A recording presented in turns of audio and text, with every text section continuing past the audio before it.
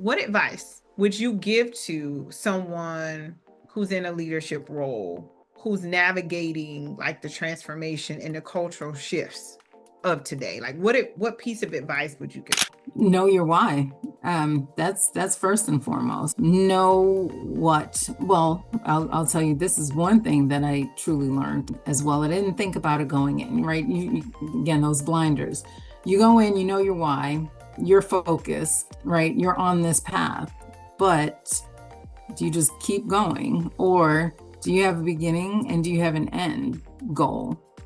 Okay. That is the one part that I didn't think about until especially the Goldman Sachs program. It made me start to think about what is it I'm doing, why is it I'm doing, and when is going to be that end point for me.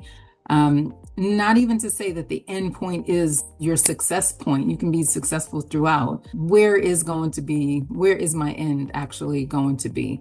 Am I living the lifestyle that it is that I want? Is it just something I want to continue for the next 20 years? Or do I want to pass this legacy on to my children? Do I want to go ahead and sell to another business owner? Do I want to expand by franchising?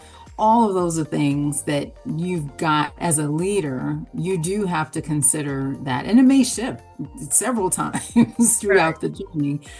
But if you don't evaluate it, then you're just robotic and you're going through the motions and you really don't have that true end goal in where you're trying to get. No, that makes sense. And I'm glad you said that it could change because life changes. We learn and things impact us differently. And we're like, hey, this is great. I want to keep doing this. And then you maybe Mhm. 5 years later, your life has some different circumstances and you're like, Mm, no, this is not ideal anymore. mm, And I think some people feel like it's written in stone, like they're like, this is it, this is absolute. mm. But especially in entrepreneurship, you get to decide where you want this to go.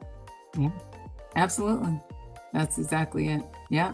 And talking to a lot of other entrepreneurs, and you don't think about it when you're deep in that conversation, but I've heard a couple have said, oh, yeah, when I had this business, or when I had that business, or when I did this. And I'm thinking, okay, but you're doing this now, Right. but that means you have had it before and you had a start and you had an end point. So, and it, like you just said, it changes given the circumstances in your life for whatever reason.